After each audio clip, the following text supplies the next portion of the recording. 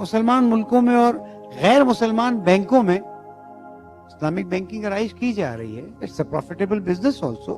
اور ظاہر ہے کہ اگر اللہ کے حکم پر کام کریں گے تو برکت تو اللہ تعالیٰ دے ہی دے گا. میں بینکر حضرات سے درخواست کروں گا کہ اس کو پروفیشن کے بجائے ایک آئیڈیولوجیکل بیسڈ سروس سمجھیں.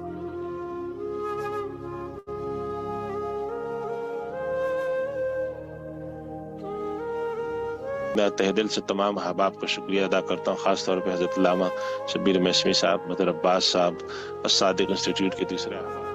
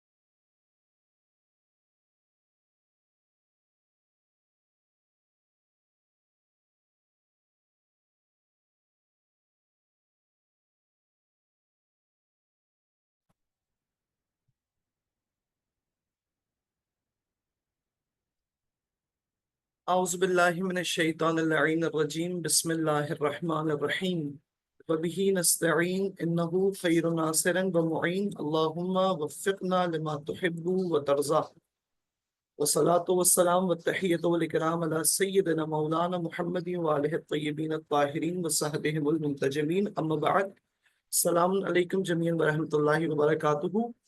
امید کرتا ہوں کہ آپ سب خیریت سے ہوں گے۔ ایک مرتبہ پھر سے Al Sadiq institute of Islamic banking finance Takaful کی اس اسپیشل رمضان ویبینار سیریز میں آپ سب کو خوش آمدید کہتا ہوں، اور آج کا ہمارا موضوع introduction to Islamic banking and finance ہے۔ یہ موضوع ہم نے گزشتہ چند دنوں پہلے شروع کیا تھا، البتہ بعض مصروفیات اور بعض مشکلات کی وجہ سے سیشن مکمل نہیں ہو پایا تھا، تو جو اس کے ریمیننگ سیشنز تھے ان کے لیے آج اور کل باقاعدہ سے دوبارہ سے سیشنز کا اہتمام کیا گیا ہے introduction to Islamic banking finance and Takaful کے عنوان سے۔ انشاءاللہ پہلے ہم تھوڑا بہت ریکیپ کریں گے اور اس کے بعد پھر آج کی بات شروع کریں گے۔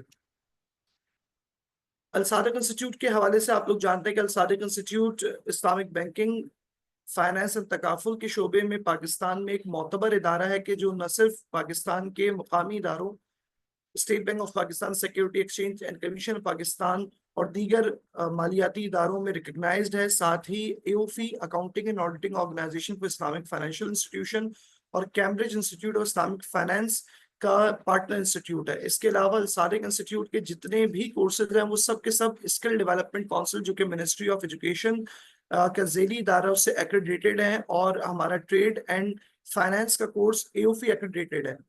اسی طرح سے الصادق انسٹیٹیوٹ اس سال سے پوسٹ گریجویٹ ڈپلومے کا انعقاد کرا رہا ہے جو کہ منہاج یونیورسٹی آف لاہور سے ایکریڈیٹڈ ہے، اور اس پی جی ڈی کی خاصیت یہ ہے کہ جو اس پی جی ڈی کو کر رہا ہے وہ بی ایس اور ایم ایس میں پی جی ڈی مکمل کرنے کے بعد شرکت کر سکتا ہے۔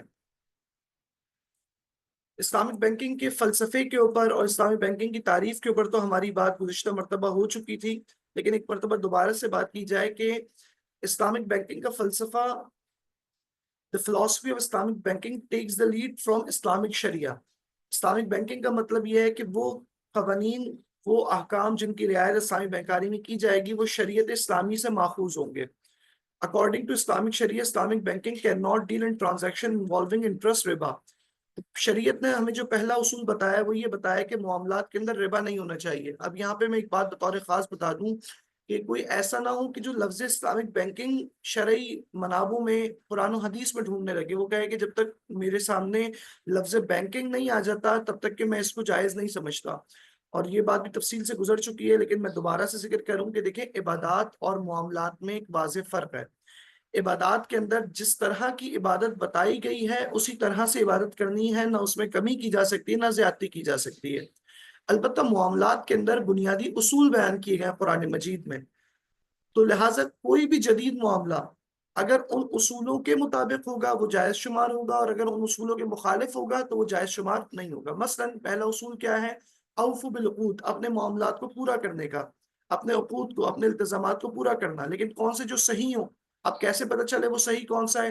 تو قرآن مجید نے کہا لا تأکلوا اموالکم بینکم الا بالباطل الا ان تکون تجارۃ عن تراض، کہ باطل طریقے سے ایک دوسرے کا مال مت کھاؤ مگر یہ کہ باہمی تجارت ہو۔ تو ایک اصول ہمیں ملا کہ کسی بھی چیز کے لیے باہمی تجارت کا ہونا ضروری ہے، اور بعض فقہاء کرام نے با کو جو ہے نا لا تأکلوا اموالکم بینکم بالباطل، یہ با کو بائے مقابلہ یعنی مقابلے کے معنی میں لیا، جس کا مطلب ہے کہ باطل چیز کے ذریعے سے، یعنی گویا اس ہی آیت میں دونوں باتوں کی طرف اشارہ کیا گیا ہے کہ نہ وہ چیز حرام ہونی چاہیے جس کو خریدا یا بیچا جا رہا ہے، نہ وہ طریقہ ناجائز ہونا چاہیے جس طریقے سے کسی بھی حلال چیز کو بیچا یا خریدا جا رہا ہے۔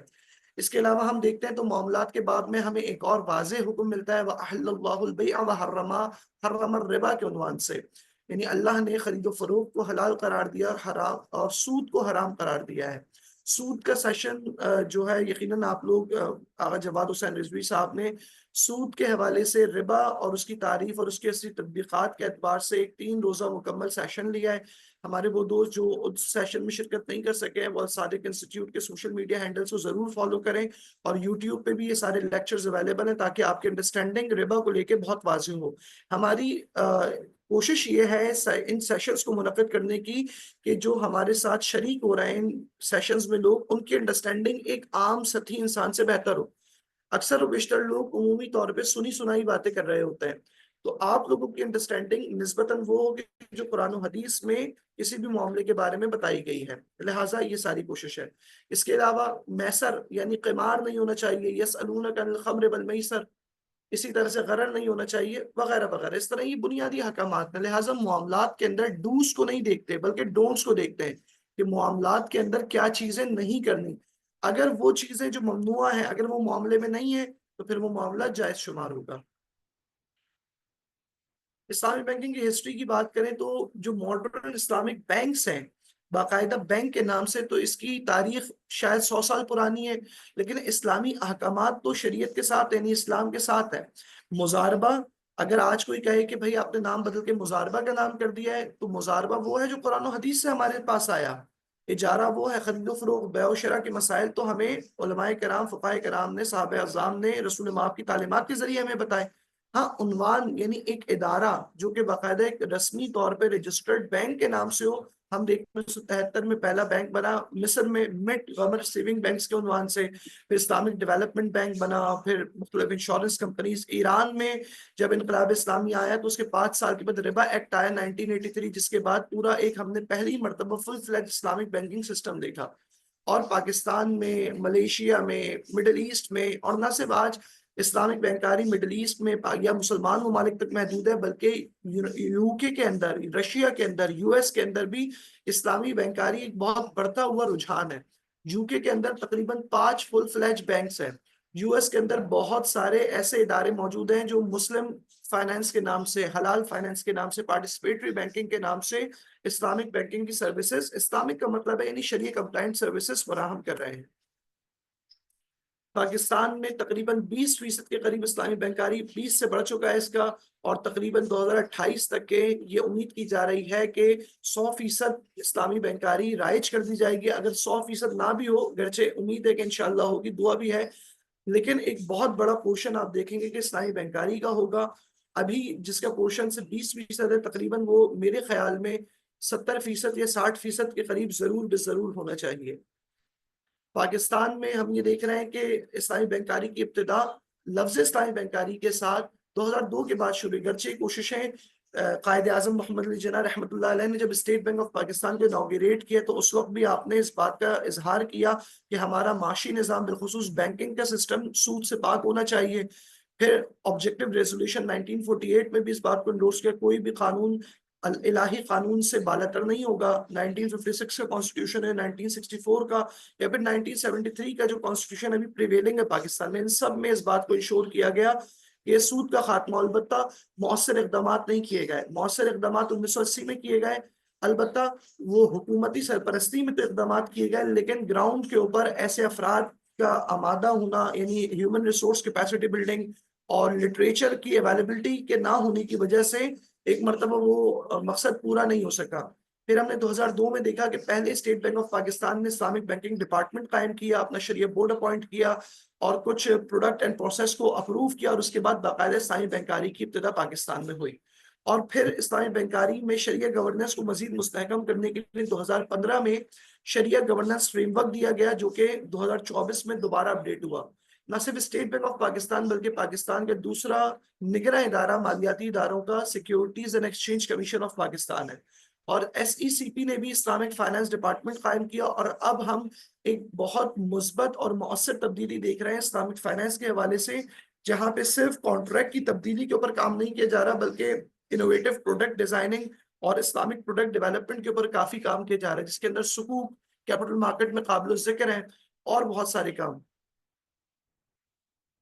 پاکستان میں تقریباً 22 بینکس ہیں جو کہ سب کے سب اسلامک بینکنگ کی سروسز دے رہے ہیں۔ پاکستان میں اسلامک بینکنگ کی سروس 3 طرح سے دی جاتی ہے، یا فل فلیج اسلامک بینک ہوتا ہے جیسے میزان بینک، جیسے بینک الاسلامی، جیسے دبئی اسلامک بینک، اس کے جو تمام ڈپازٹ اور لائبلٹی سائڈ پروڈکٹس ہوتے ہیں وہ سب کے سب شریعہ بورڈ سے اپروو ہوتے ہیں۔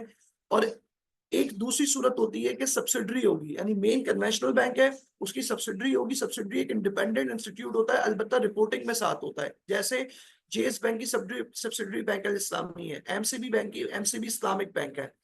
یا تیسرا آپشن ہے ونڈو کا، کہ ونڈو آپریشنز ہوں گے کسی بھی کنونشنل بینک میں، باقاعدہ ایک پورشن ہوگا جس میں ڈپازٹ مینٹین کیے جائیں گے، اس کی فائنینسنگ کو بھی الگ مینٹین کیا جائے گا، اور اس کے جتنے بھی آپریشنز ہوں گے چاہے وہ ڈپازٹ ریلیٹڈ ہو یا فائنینسنگ ریلیٹڈ، وہ شریعہ بورڈ اپروو کرے گا۔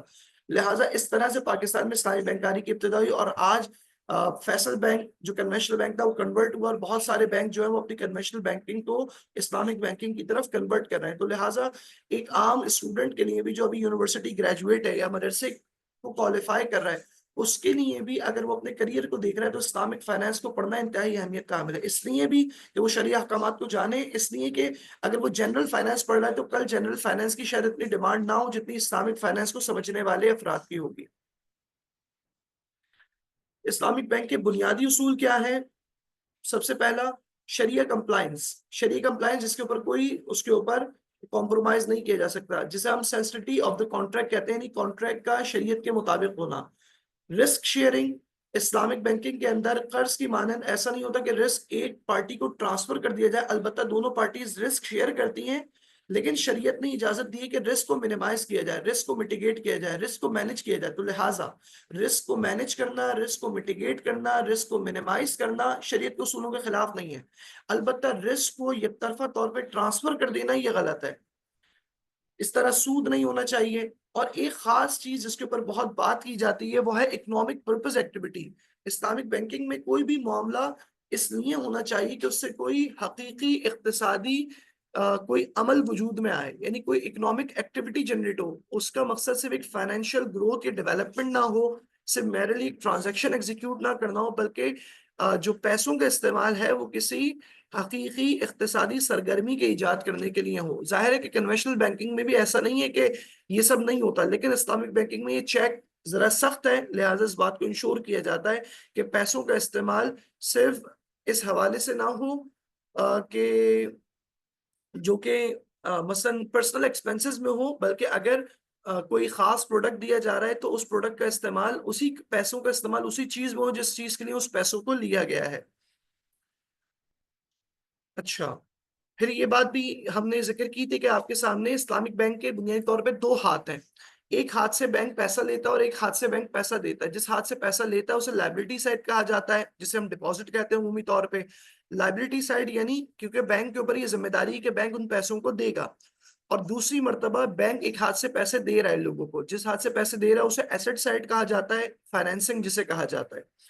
اچھا، فائنینسنگ کا ایک طریقہ لون ہے۔ عمومی طور پہ لوگ یہ سمجھتے ہیں کہ بینک پیسے دیتا ہے تو صرف یہ قرض ہی ہے، اسلامک بینک بھی قرض ہی دے گا، نہیں، بینک پیسے دے رہا ہے، اس کو پیسے دینے کی مختلف صورتیں ہو سکتی ہیں۔ ایک مرتبہ میں آپ کو قرض کے طور پہ پیسے دوں، ایک مرتبہ میں آپ کو گفٹ کے طور پہ پیسے دوں، ایک مرتبہ میں کوئی چیز خرید کے اس کی قیمت دوں، ایک مرتبہ آپ کوئی کام کریں میری میں اس کی قیمت ادا کروں، اجرت دوں۔ ان سب چیزوں میں پیسے دیے گئے، لیکن سب کی حیثیت الگ ہے، ایک مرتبہ قرض ہے، ایک مرتبہ گفٹ ہے، ایک مرتبہ قیمت ہے، ایک مرتبہ اجرت ہے۔ لہٰذا اسلامک بینکس بھی جب پیسے دے رہے ہوتے ہیں تو ہر مرتبہ یہ ادھار نہیں ہوتا ہے، ہر مرتبہ قرضہ نہیں ہوتا، پیسے دینے کو فائنینسنگ کہا جاتا ہے، جن میں ایک طریقہ لون کا ہے۔ اچھا، پیسے جب بینک لیتا ہے تو کیا کیا پروڈکٹس دیتا ہے آپ کو؟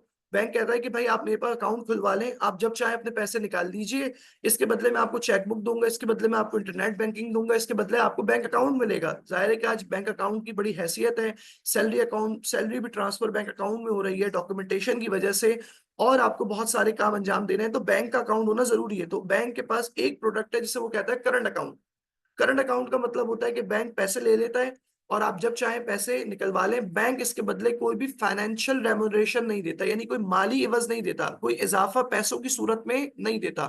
ہاں، بینک آپ کو دوسری سہولیات دیتا ہے کہ جو بینک کی عمومی سہولیات ہوتی ہیں، جو وہ کسی بھی اپنے کسٹمر کو دے رہا ہوتا ہے۔ فرق ہو سکتا ہے کہ کرنٹ اکاؤنٹ میں زیادہ کم سہولیات ہو، سیونگ اکاؤنٹ میں زیادہ سہولت ہو، لیکن بنیادی جو سہولیات دی جاتی ہیں اس کا تعلق نفع سے نہیں ہے جس کو سود کہا جائے۔ دوسری صورت ہوتی ہے سیونگ اکاؤنٹ، کہ بینک اپنے ڈپازیٹر کو رغبت دلانے کے لیے، موٹیویٹ کرنے کے لیے کہتا ہے کہ اگر آپ میرے پاس پیسے رکھوائیں گے تو میں آپ کو پیسے بھی آپ کے سیو کروں گا اور ساتھ ہی میں آپ کو کوئی اضافہ بھی دوں گا۔ اب ظاہر ہے یہ وہ چیز ہے جس کی وجہ سے لوگ زیادہ رغبت رکھتے ہیں، زیادہ پسند کرتے ہیں بینک میں پیسہ رکھوانا، کہ پیسہ سیو بھی رہتا ہے اور پھر اس کے اوپر کوئی اضافی نفع بھی ملتا ہے۔ تیسری صورت ہے ٹرم ڈپازٹ کی۔ ٹرم ڈپازٹ سیونگ اکاؤنٹ ہی کی طرح ہے، بالکل سیم ہے، فرق اتنا ہے کہ ٹرم ڈپازٹ کے اندر آپ بار بار پیسے نکلوا نہیں سکتے، یعنی بینک یہ کہتا ہے کہ آپ یہ پیسے دے رہے ہیں، یہ ایک خاص مدت تک کہ آپ میرے پاس رکھیں گے، اس سے پہلے نہیں نکلوا سکتے۔ تو اس سے کیا فائدہ ہوتا ہے آپ کو کہ آپ نے اپنے پیسے ایک وقت کے لیے دیے کہ آپ کو زیادہ اچھا پروفٹ ملتا ہے. بینک آپ کو زیادہ پروفٹ دیتا ہے کیونکہ بینک کو اطمینان رہے گا کہ یہ پیسے میرے پاس سے جائیں گے نہیں. اچھا بینک آپ کو زیادہ پیسے دے رہا ہے اس بدلے, اور اگر آپ نے پہلے نکلوائے تو پھر بینک اس پہ پینلٹی چارج کرتا ہے, یعنی آپ سے اضافے لیتا ہے. یہ آپ کی ہو گئی لائبلٹی سائڈ. جنرل بینکنگ کی بھی ہم بات کر رہے ہیں تاکہ ہم اسلامک بینکنگ سمجھ رہے ہیں, اسلامک بینکنگ میں کیا کیا آپریشنز کیے جاتے ہیں, اس کی شرعی بنیادیں کیا ہوں گی.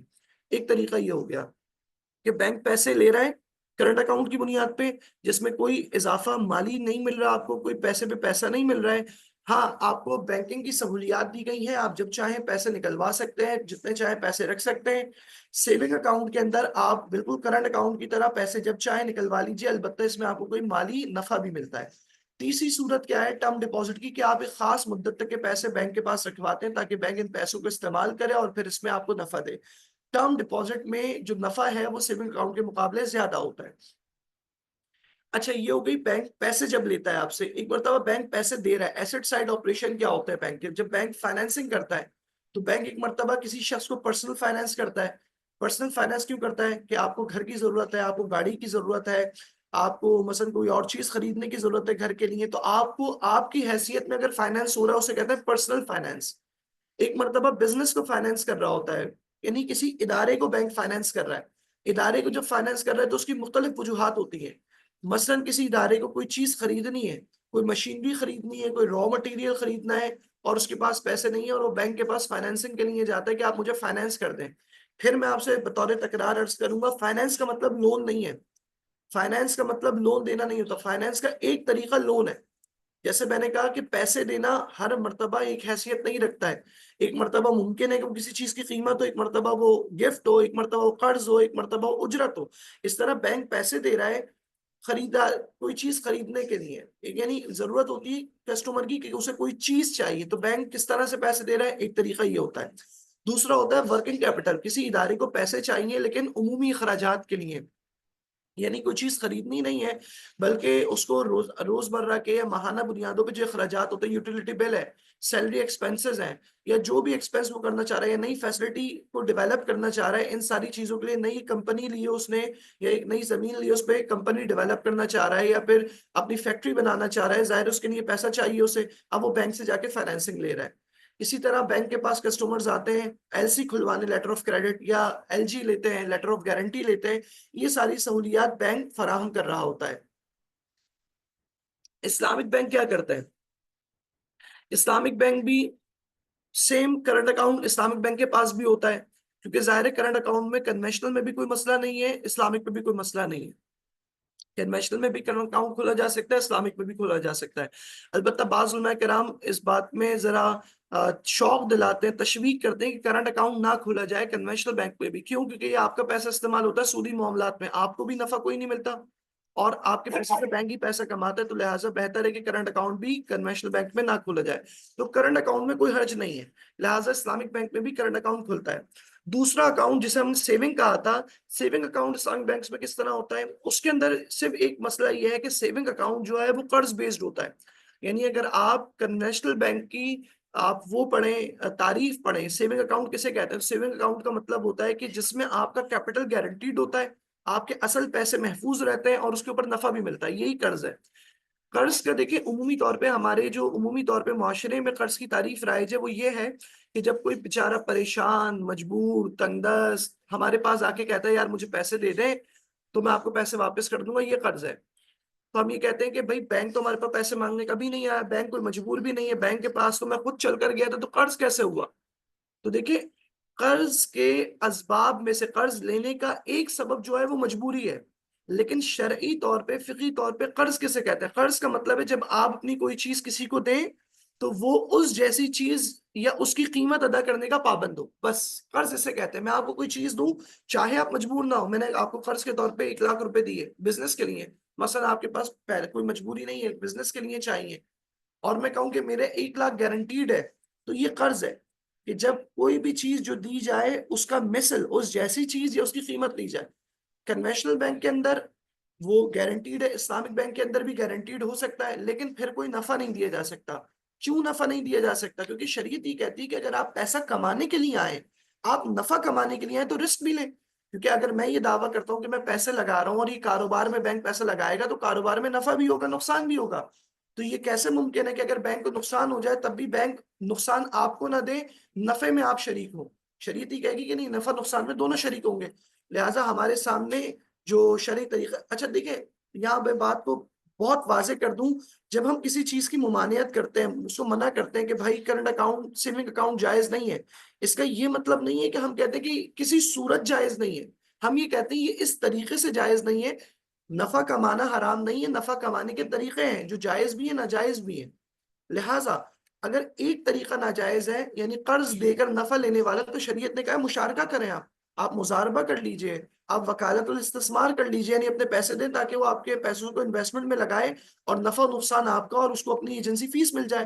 یا آپ مضاربہ کر لیں کہ آپ پیسے لگائیے, وہ کام کرے, نفع ہوگا تو دونوں میں تقسیم ہوگا, نقصان ہوگا تو آپ کا مالی نقصان ہوگا اور اس کا عمل کا نقصان ہوگا, مگر یہ کہ اس نے کوئی کوتاہی نہ کی ہو. تو لہٰذا جب ہم یہ کہتے ہیں کہ سیونگ اکاؤنٹ کنونشنل بینک کا جائز نہیں ہے, تو یہ نہیں کہا جاتا کہ نفع کمانا حرام ہے, بلکہ صرف یہ کہا جاتا ہے کہ قرض کی بنیاد پر کھولے جانے والا اکاؤنٹ جائز نہیں ہے.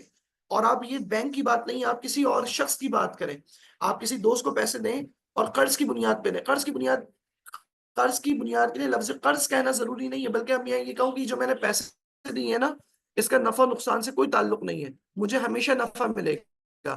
تو شریعت یہ کہتی ہے کہ یہ کیسے ممکن ہے کہ جب اگر نقصان ہو گیا تب بھی آپ کو نفع ملے, ممکن ہے نفع ہی نہ ہو تو وہ نفع آپ کو کیوں دے, ممکن ہے نقصان ہو جائے تو نقصان بھی آپ کو ملے گا. ہاں اگر بات اس طرح سے ہوگی یہ پیسے دیے جائیں, نفع ہوگا تو نفع ملے گا, نقصان ہوگا تو نقصان ملے گا مارکیٹ میں, کیونکہ نفع نقصان ہوتا ہے کاروبار میں, تو یہ جائز ہے. اس طرح نفع کمانا بھی جائز ہے, جسے ہم مضاربہ کہتے ہیں, مشارکہ کہتے ہیں, وغیرہ وغیرہ. تو اسلامک بینکس میں جو اکاؤنٹ کھولے جاتے ہیں وہ مضاربہ کی بنیاد پر کھولے جاتے ہیں اکثر و بیشتر. پاکستان میں, مڈل ایسٹ میں, سعودیہ میں اور دیگر ممالک میں, البتہ ایران میں اور ملیشیا میں اکاؤنٹ جو کھولا جاتا ہے وہ وکالہ کی بنیاد پہ کھولا جاتا ہے. وکالہ کیا ہوتا ہے کہ آپ بینک کو پیسے بحیثیت وکیل دیتے ہیں, اب بینک آپ کا پارٹنر نہیں ہے, لہٰذا اب اگر نقصان ہوگا پورا نقصان آپ کا ہے, نفع ہوگا پورا نفع آپ کا ہے, بینک کا کوئی نفع نہیں ہے. بینک کو اس کی اپنی ایجنسی فیس ملے گی. مضاربہ میں کیا ہوتا ہے, مضاربہ میں آپ اور بینک دونوں شریک ہیں, پارٹنر ہیں. اگر نفع ہوگا تو اس نفع میں سے دونوں کو پروفٹ ملے گا, اگر نفع نہیں ہوا تو کسی کو پروفٹ نہیں مل رہا. اگر نقصان ہو گیا تو بینک نے عمل کیا تھا, اس کا عمل ضائع ہوگا, آپ نے پیسے دیے تھے, آپ کے پیسوں کا نقصان ہوگا, مگر یہ کہ دونوں میں سے کسی نے اپنے عمل میں کوئی کوتاہی نہ کی ہو. ٹھیک ہے.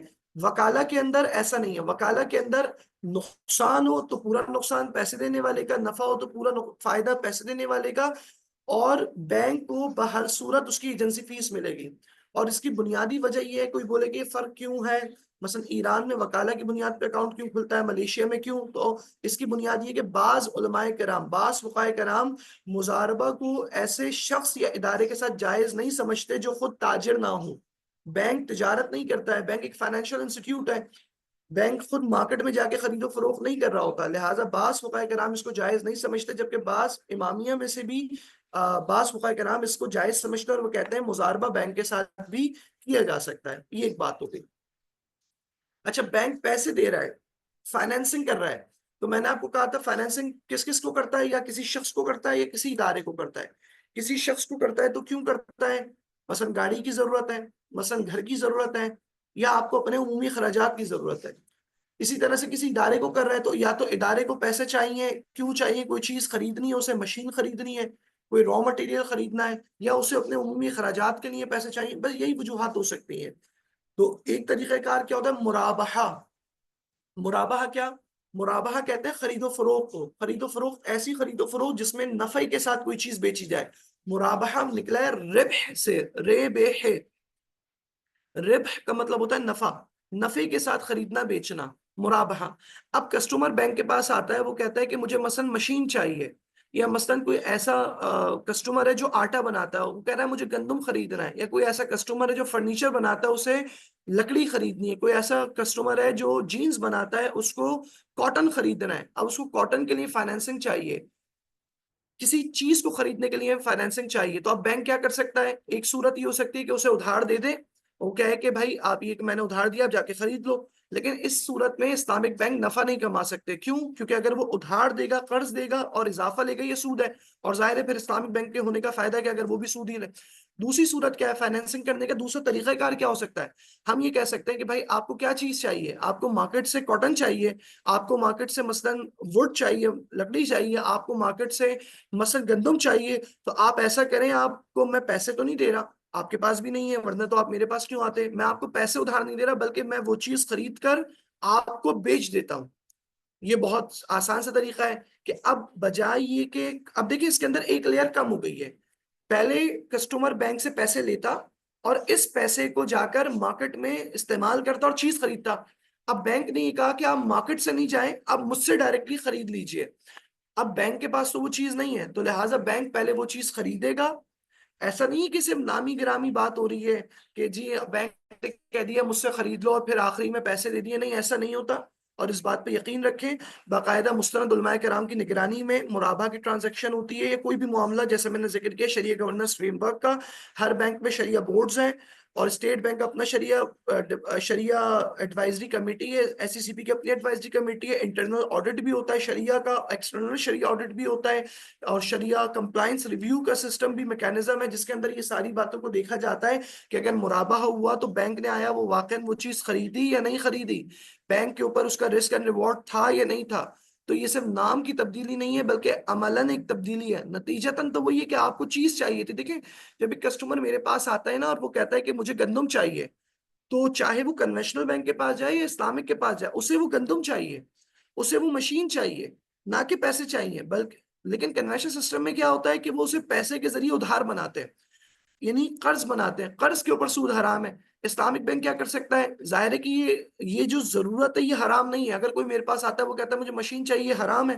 آپ اگر اس کی ضرورت پوری کرنا چاہیں کہ یہ حرام ہے، نہیں یہ حرام نہیں ہے، دونوں چیزیں جائز ہیں، یہ دونوں چیزیں ٹھیک ہے. غلط کیا ہے کہ آپ قرض دیں اور قرض دے کے نفع لیں، یہ حرام ہے، سود کی تعریف میں آتا ہے. لیکن اگر میں کوئی چیز باقاعدہ خریدوں اور اس کو ادھار پر بیچ دوں، میں کہوں کہ بھائی آپ کے پاس پیسے نہیں ہے نا، آپ پیسے بعد میں دیں گے، میں یہ آپ کو چیز بیچ رہا ہوں، پیسے دے دیں، تو یہ ممکن ہے. اور اس صورت میں بینک نفع بھی کما سکتا ہے. کس طرح کہ بینک جو چیز اس نے نقد پہ خریدی اگر وہ ادھار پر بیچے تو اس کو اضافے کے ساتھ بیچ سکتا ہے. اسے مرابحہ کہا جاتا ہے. ایک صورت ہے مساومہ کی. مساومہ کہتے ہیں بارگین سیل کو. جیسے آپ مارکیٹ میں جاتے ہیں اور جا کے آپ کہتے ہیں یہ چیز کتنے کی ہے، آپ کو جو دکاندار ہے وہ بتاتا ہے مثلا یہ 2000 روپے کی ہے. پھر ہم بارگین کرتے کہ نہیں آپ اس کی قیمت کم کریں، آپ بات کریں گے تو کچھ قیمت جو کم ہو جائے، اسے مساومہ کہتے ہیں. یعنی ایک خرید و فروخت کا طریقہ یہ کہ آپ اپنی قیمت کے اوپر اضافی نفع لے کے جاتے ہیں مارکیٹ سے کہ بھائی میری یہ قیمت اتنی ہے 1000 روپے اور میں اس پہ 10% پروفٹ کما رہا ہوں، مثلا 100 روپے. اور یہ ایک طریقہ ہے جسے ہم مرابحہ کہتے ہیں. ایک مرتبہ آپ مساومہ، اس میں آپ کو کاسٹ ڈکلیئر نہیں کرنی، آپ کو پروفٹ ڈکلیئر نہیں کرنا، بلکہ آپ پرسن ٹو پرسن مختلف پروفٹس کے اوپر بیچ سکتے ہیں. مرابحہ کی اپنی وجوہات ہے. مرابحہ کیوں ہوتا ہے، مساومہ کیوں ہوتا ہے، اس کی وجوہات ہیں. مرابحہ اس لیے ہوتا تھا کہ تاکہ جو سیلر ہے اس کے انٹرسٹ کو سیف گارڈ کیا جائے. ایک شخص بیچنے والا ہے جس نے کوئی چیز مثلا اگائی ہے، مثلا گندم اگایا ہے، مثلا چاول اگایا ہے، اب اسے مارکیٹ کا ریٹ نہیں پتا ہے. ممکن ہے وہ مارکیٹ میں آیا تو مارکیٹ میں لوگ یہ کہیں کہ بھائی اس کی ریٹ ہی نہیں ہے، اور اس کو اس کی خرید و فروخت جو اس کی قیمت لگی ہے وہ بھی نہ مل سکے. تو شریعت نے کہا تم ایسے کر کے بیچو کہ تم اپنی قیمت اس کے اوپر نفع لے لو کوئی معین کر کے، لیکن جھوٹ نہیں بولنا، امانت کے ساتھ. یہ بیوع الامانہ ہے، امانت کے ساتھ تمہیں سچائی کے ساتھ بیچنا ہے. ایک طریقہ کار یہ ہے کہ جب مارکیٹ کے اندر پرفیکٹ مارکیٹ ہو اور پرائس آگے پیچھے ہوتے ہوں اور پرائس واضح نہ ہو سب کے لیے، تو اس وقت مرابحہ کی صورت ہوتی ہے کہ تاکہ جو پروڈیوسر ہے اس کا نقصان نہ ہو، پروڈیوسر اپنی کاسٹ بھی ریکور کر لے اور پروفٹ بھی کما لے. لیکن جب مارکیٹ پرفیکٹ ہوتی ہے، مارکیٹ میں کمپٹیشن ہوتا ہے، تو اس وقت مساومہ ہوتا ہے. اس وقت اب لوگ اپنے پروفٹ کو کم یا زیادہ کر رہے ہوتے ہیں. ممکن ہے اگر کوئی 10% پہ بیچ رہا ہے، میں 9% پہ بیچوں، پروفٹ سب کو پتا ہے میری کاسٹ نکل رہی ہے، اور میں اگر اپنا پروفٹ کم بھی کر لیتا ہوں، اپنی کاسٹ کو مینٹین مینج کر لیتا ہوں، تو یہ سے مساومہ کہا جاتا ہے. مارکیٹ پہ ڈیپینڈ کرتا ہے کہ آپ کس طرح خرید و فروخت کرتے ہیں. مساومہ کیوں ہوتا ہے؟ کوئی شخص کوئی بینک کے پاس آتا ہے، کوئی شخص یا ادارہ بینک کے پاس آتا ہے، لیکن اس کو کوئی چیز خریدنی نہیں ہے، اسے پیسے چاہیے روزمرہ کے معاملات کے لیے. یعنی مثلا وہ ایک چاول بیچنے والا ہے، مثلا وہ آٹا بیچنے والا ہے، ٹھیک ہے. اب وہ آٹا جو بیچتا ہے وہ کریڈٹ کے اوپر بیچتا ہے، ادھار پہ بیچتا ہے مارکیٹ میں. اب اسے بتائیے جو میں مارکیٹ میں پیسے بیچ دوں گا، اس کی ریکوری میرے پاس 3 مہینے بعد ہوگی اور پیسے 3 مہینے بعد آئیں گے. لیکن پیسے تو اسے آج چاہیے نا, اس مہینے بھی پیسے چاہیے, اگلے مہینے بھی پیسے چاہیے, اس کے اگلے مہینے بھی کیوں چاہیے, اسے دوبارہ پروسیس شروع کرنا ہے, اسے دوبارہ گندم کو آٹا بنانا ہے, اسے سیلریز بھی دینی ہے, اسے اوور ہیڈ ایکسپینسز بھی کرنے ہیں, اسے 10 اور کام کرنے ہیں. لیکن اگر وہ ادھاری پر بیچے اور وہ 3 مہینے انتظار کرے تو پیسے لاک ان ہو جائیں گے. تو اس کا ایک طریقہ کار کیا ہو سکتا ہے کہ وہ بینک کے پاس جائے اور کوئی فائنینسنگ فیسلٹی اس سے کے پاس جائے.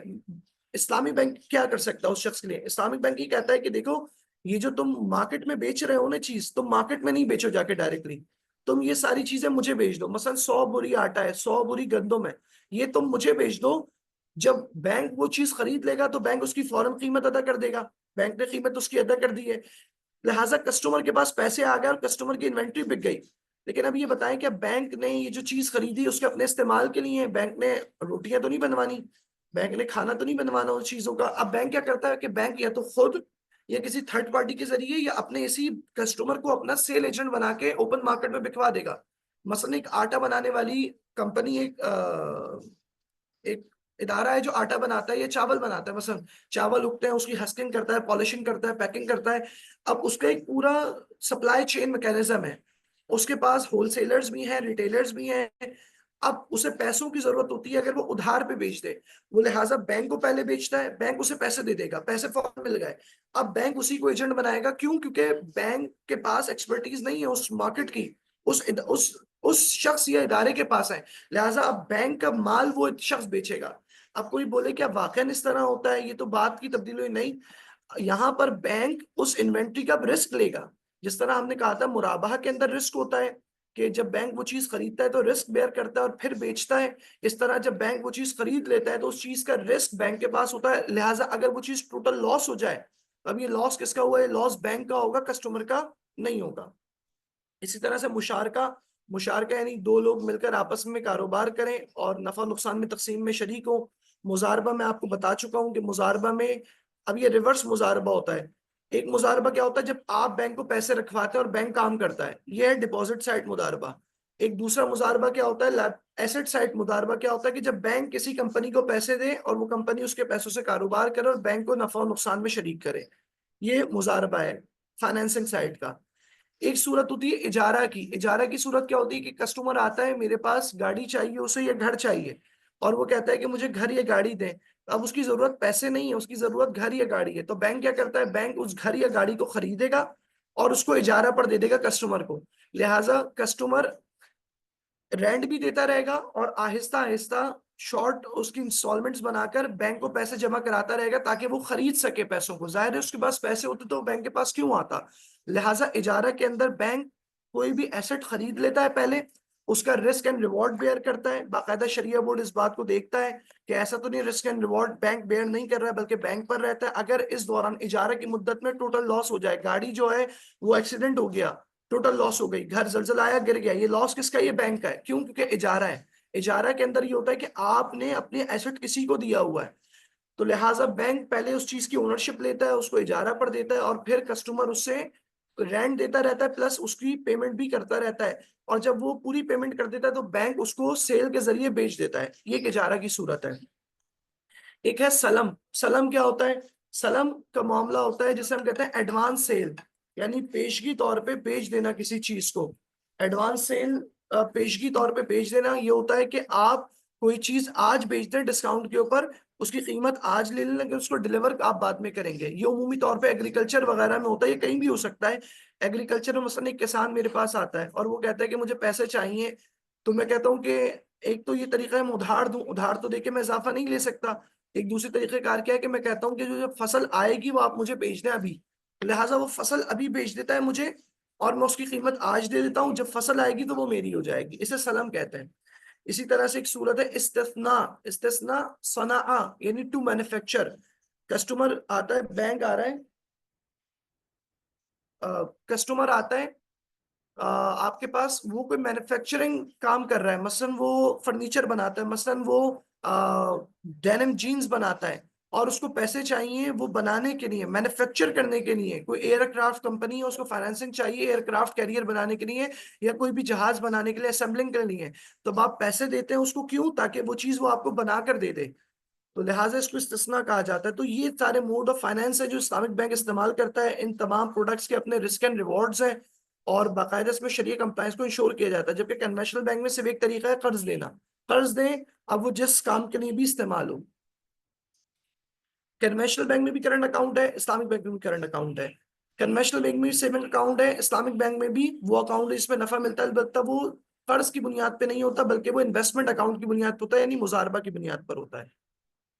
کنوینشنل بینک کے کرنٹ اکاؤنٹ اور سیونگ اکاؤنٹ دونوں کی نیچر ڈیٹ ہے یعنی قرض ہے, جبکہ اسلامک بینک میں کرنٹ اکاؤنٹ قرض کی بنیاد پہ ہوتا ہے جس کے اوپر کوئی نفع نہیں ملتا, اور انویسٹمنٹ اکاؤنٹ پارٹنرشپ مضاربہ کی بنیاد پر ہوتا ہے. کرنٹ اکاؤنٹ کی اگر ہم کمپیریزن کریں تو current account conventional current accounts میں جو ہوتا ہے دو طرح کے فائدے دیے جاتے ہیں. ایک سیفٹی اینڈ وڈرول فیسلٹی کہ آپ کے پیسے محفوظ رہیں گے اور آپ پیسے وڈرا بھی کر سکتے ہیں. اس طرح ایکسٹرا سروسز دی جاتی ہیں آپ کو, مثلا آپ کو چیک بک دے دی جائے گی, مثلا آپ کو ڈیبٹ کارڈ دیا جا سکتا ہے, مثلا آپ کو آن لائن بینکنگ کی فیسلٹی دے سکتے ہیں. اسلامک بینک کے اندر بھی آپ کو کرنٹ اکاؤنٹ کے اندر repayment of fund can be guaranteed, کیونکہ یہ بھی قرض کی بنیاد پہ ہوتا ہے, لہٰذا آپ کے اسلامک بینک پہ بھی کرنٹ اکاؤنٹ گارنٹیڈ ہے. ایکسٹرا بینیفٹ جو ہوتے ہیں وہ جو جنرل بینیفٹس وہ دیے جا سکتے ہیں, البتہ کرنٹ اکاؤنٹ کے بنیاد پر کوئی خاص بینیفٹ نہیں دیا سکتا. مثلا کیا کوئی بینک یہ کر سکتا ہے کہ وہ کہے کہ جو مجھے کرنٹ اکاؤنٹ زیادہ دے گا میں اسے مثلا کوئی خاص نفع دوں گا, اور یہ بات شرط کرے لازمی دے, یہ جائز نہیں ہے. لیکن بینک کی وہ سہولیات جو عمومی طور پہ وہ سب کو دیتا ہے وہ دی جا سکتی ہیں, اور اسی طرح سے وہ فوائد جو بینک اپنی مرضی سے دینا چاہے, شرط نہ لگے اس کی, کانٹریکچولی obligatory نہ ہو, تو وہ بھی دیے جا سکتے ہیں. اس طرح سے سیونگ اکاؤنٹ کے اندر, کنوینشنل اکاؤنٹ کے اندر سیونگ گارنٹیڈ ہوتی ہے آپ کے پرنسپل, اور اس طرح آپ کو اضافی جو نفع ملتا ہے وہ بھی ریگولر بنیادوں پہ ملتا ہے. اسلامک کے اندر یہ مشارکہ مضاربہ کی بنیاد پہ ہوتا ہے, لہٰذا اگر پروفٹ ہوگا تو پروفٹ ہوگا, نقصان ہوا تو نقصان بھی برداشت کرنا پڑتا ہے. اور یہ باقاعدہ آپ جا کے کسی بھی اسلامک بینک کے اکاؤنٹ اوپننگ فارم کو آج جا کے پڑھیے گا, جب بھی ٹائم ملے اس میں یہ ساری باتیں لکھی ہوئی ہوتی ہیں. اسلامک بینک کے اندر ایک پروڈکٹ ڈیٹ کا ہوتا ہے یعنی قرض دینا, لیکن جب قرض دیں گے تو کوئی بھی نفع مشروط نفع نہیں لیا جا سکتا, یعنی باقاعدہ کنڈیشن کر کے. ایک دوسری nature of partnership, nature of contract کیا, پارٹنرشپ. اچھا یہ جو کانٹریکٹ کو اگر آپ لوگ سمجھنا چاہتے ہیں تو ہم نے جو پہلا ایک سیشن کیا تھا اسلامک لا آف کانٹریکٹ کا, اس کو ضرور آپ دیکھیے گا. اسلامک لا آف کانٹریکٹ کے سیشن میں ہم نے باقاعدہ انہی سارے کانٹریکٹس کو تفصیل سے بیان کیا تھا کہ ڈیٹ کانٹریکٹ کیا ہوتا ہے, اس کے شرعی احکامات کیا ہیں, پارٹنرشپ کے شرعی احکامات کیا ہیں, اجارہ کے شرعی احکامات کیا ہیں, سیل کانٹریکٹ کے شرعی احکامات کیا ہیں. لہٰذا اسلامک بینک ڈیٹ کانٹریکٹ بھی یوز کر سکتا ہے, قرض کا بھی مشارکہ بھی کرتا ہے, اجارہ کے اندر جعالہ اور اجارہ کرتا ہے. اس طرح سیل پرچیز میں وہ کبھی مرابحہ کرتا ہے, کبھی مسابقہ کرتا ہے, کبھی سلم کرتا ہے, کبھی استثناء کرتا ہے. اچھا اب ہماری جو چیز ہے تکافل اور کیپٹل مارکیٹ ہے. انشاءاللہ تکافل اور کیپٹل مارکیٹ ہم کل مکمل کریں گے. اگر کوئی چیز ابھی رہ گئی ہو تو آپ لوگ سوال کر سکتے ہیں, کوئی اگر بات واضح نہ ہو. البتہ اسی کے اعتبار سے جو بھی آج ہم نے بات ڈسکس کی, اس کے حوالے سے کوئی سوال ہو تو سوال کیا جا سکتا ہے.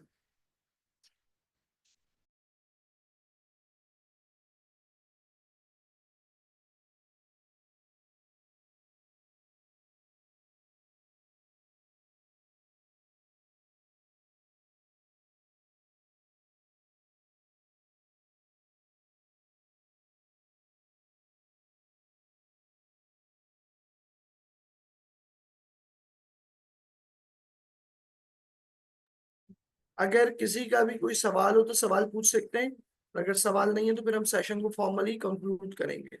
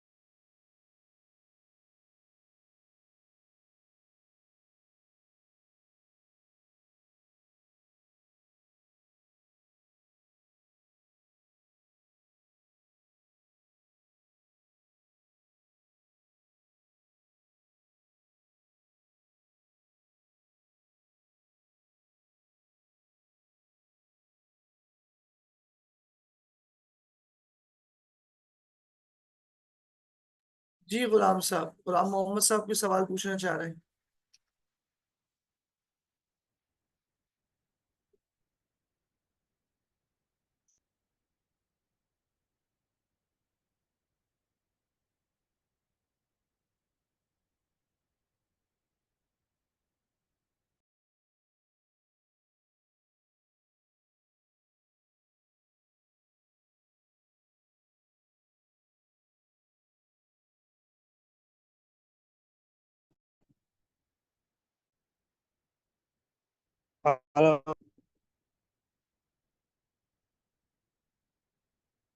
وعلیکم السلام، جی فرمائیں۔ سر میں یہ کہنا چاہ رہا تھا کہ سلام جو ہے پروڈکٹ اسلامک فائنینس کا جو پروڈکٹ سلام سے تو اس پیمنٹ ایڈوانس میں ہوتی ہے، لیکن سبجیکٹ میٹر ہے وہ بعد میں ہوتی ہے، مثال ڈلیوری بعد میں ہوتی ہے، تو اس میں اگر کوئی فرق ہے یا کوئی بھی چیز ہے وہ ٹائم کے بعد ہوتی ہے، تو اس میں حرارت نہیں آتے سر انسرٹینٹی۔ اچھا، آپ کی آواز ہلو آپ کی آواز واضح نہیں ہے، اگر دوبارہ سوال پوچھیں تو میں سمجھ پاؤں گا۔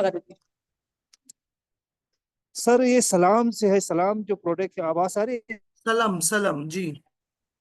سلام، تو اس میں ڈلیوری جو ہوتی ہے وہ بعد میں ہوتی ہے نا سر، تو پیمنٹ جو ہے ایڈوانس میں ہوتی ہے، تو کیا یہ اس میں غرض کا وہ نہیں آتے سر انسرٹینٹی؟ اچھا، بالکل آپ نے ایک اچھا سوال پوچھا ہے کہ اگر کوئی چیز ڈیلیور کی جائے بعد میں اور پیسے بھی ہو جائیں تو کیا غرر ہوگا۔ دیکھیں، سلم کے حوالے سے تمام علماء کرام کے اس بات پہ اتفاق ہے۔ رسول مآب صلی اللہ علیہ وسلم جب مدینہ منورہ تشریف لائے تو لوگوں نے آ کر کہا کہ یا رسول اللہ، ہم یہاں پہ کھجور خریدتے ہیں، البتہ کھجور کی فصل بعد میں کٹتی ہے، ہم پہلے ہی پورا باغ خرید لیتے ہیں۔ تو آپ نے فرمایا من اسلف فی تمر ففی کیل معلوم و وزن معلوم، کہ جو بھی کھجور کے اندر یا کسی بھی چیز کے اندر سلم کا معاملہ کرے، عراق کی لہجے میں اسے سلف کہتے ہیں اور ویسے سلم کہا جاتا ہے، تو آپ نے فرمایا ففی کیل معلوم و وزن معلوم، تو اس چیز کو اس طرح سے اسپیسیفائی کر دیا جائے کہ غرر ختم ہو جائے۔ یعنی سلم کے لیے ضروری ہے کہ آپ تمام اسپیسیفیکیشنز کو بیان کریں، مثلا کوالٹی کیا ہوگی، مثلا مقدار کیا ہوگی، ڈیٹ آف ڈیلیوری ٹینٹیٹیو کتنی ہوگی، یعنی وہ تمام تفصیلات جاننا ضروری ہے جس کی وجہ سے کوئی لڑائی جھگڑا ہو سکتا ہے۔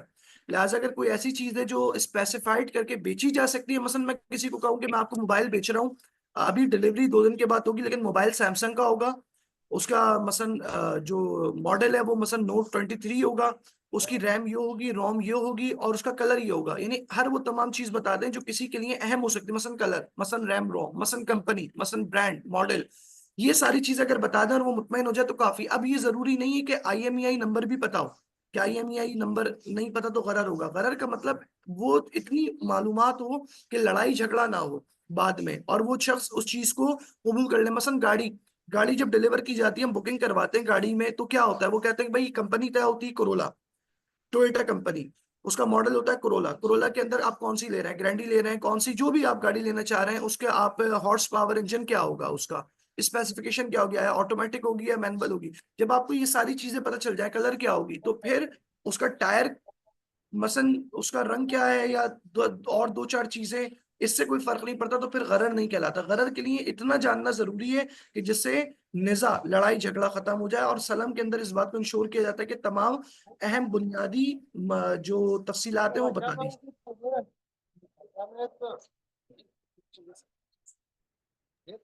واضح ہوگی؟ اپنا مائک اگر بند کر لیں۔ جی سر۔ اور کسی کا کوئی سوال ہے؟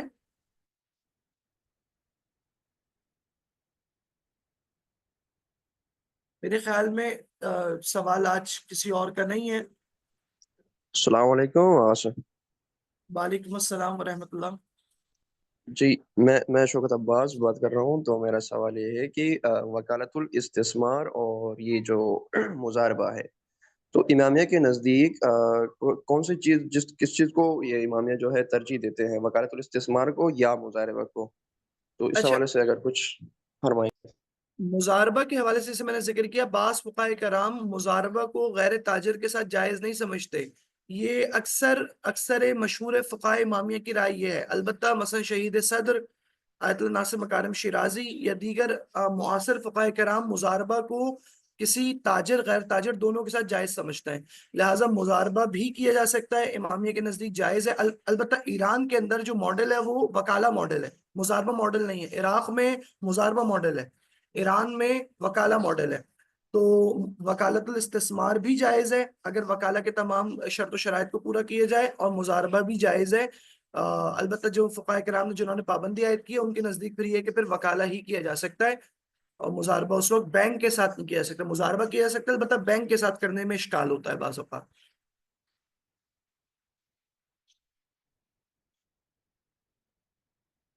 جی جی، بہت شکریہ آصف۔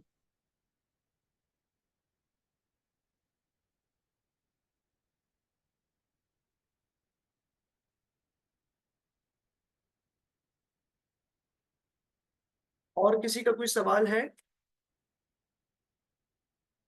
چلیں پھر آج ہم اپنی بات تمام کرتے ہیں، انشاءاللہ کل ملاقات ہوگی۔ کل ہمارا اہم موضوع ہے، اس میں ضرور شرکت کریں۔